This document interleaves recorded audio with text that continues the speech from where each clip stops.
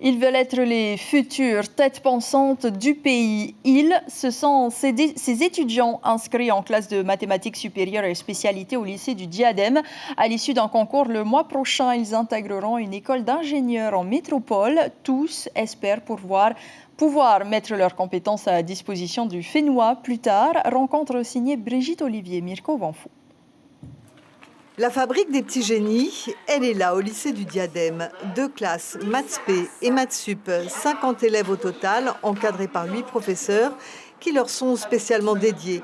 En avril, une vingtaine d'entre eux qui vont passer leur concours seront, à l'issue de leur classement, dans quelle grande école française ils seront admis. L'école, on ne connaît pas directement, on espère avoir certaines écoles et du coup c'est un peu, on va dire, un jeu de hasard.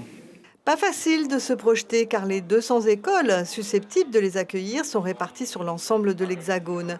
Ceux que nous avons rencontrés travaillent déjà sur des problématiques locales et ils ont bien l'intention de mettre leurs compétences au service de la Polynésie quand ils rentreront dans quelques années.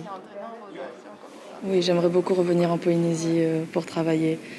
Parce qu'en Polynésie, il manque énormément d'ingénieurs et donc on va forcément trouver du travail et on peut permettre d'améliorer énormément la vie en Polynésie plus tard.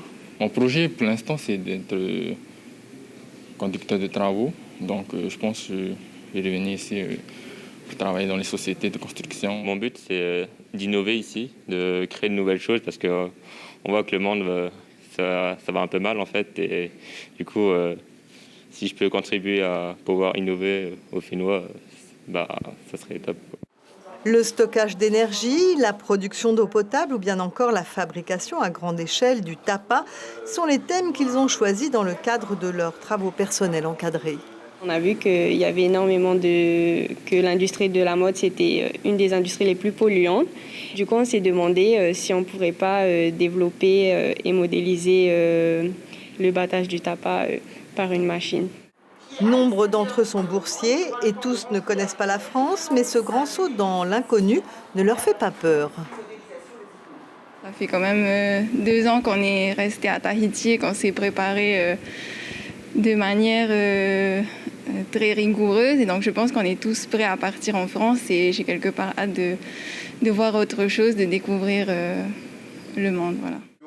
Depuis 5 ans que cette prépa existe, de nombreux jeunes bacheliers ont ainsi pu suivre un cursus prestigieux en Polynésie, 2 années cruciales pour éviter l'exil trop tôt et qui permettent aussi de guider ces élèves dans leur choix. Ce qu'on essaie de faire, c'est de leur donner les moyens en fait, d'assurer et d'assumer leurs ambitions. Et je pense que voilà, au bout des 2 années, ils sont conscients de ce qu'ils savent faire et on essaie de faire en sorte qu'ils en soient fiers. Le matériel dont ils disposent tous est à la hauteur de leurs valeurs. Le pays et l'État ne lésinent pas sur les moyens à mettre à la disposition de ces futurs cadres du pays. Enfin, un tiers de ces étudiants sont des étudiantes.